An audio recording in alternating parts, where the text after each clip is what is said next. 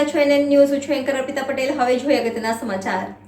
સુરેન્દ્રનગર જિલ્લાના મૂળી તાલુકાના સરા ગામના ખારા ડેમમાં ખુલ્લેઆમ ગેરકાયદેસર સફેદ માટીનું ખનન વહન કરવામાં આવી રહ્યું છે. ત્યારે એક જાગૃત નાગરિકે ખારા ડેમમાં ખુલ્લેઆમ ગેરકાયદેસર ખનન વાહનોનો વિડીયો ઉતારીને હાલ સોશિયલ મીડિયા પર વાયરલ કરવામાં આવ્યું છે. ઘણા વર્ષોથી સરા ગામે આવેલ ખારા ડેમમાં સફેદ માટીનું ગેરકાયદેસર ખાણો ધમધમી રહી છે. ત્યારે કોની રહેમ નજર હેઠળ આ ખનન વહન કરવામાં આવી રહી છે? કેમ કોઈ પગલાં ભરવામાં આવતા નથી? કેમ અધિકારીઓને તેમના આખાડા કાન દેવાઈ ગયા છે? આ ભૂમાફિયાઓને કોઈનો ડર નથી, જેમાં સરકારની તિજોરીને લાખો રૂપિયાનું નુકસાન પહોંચાડી રહ્યા છે.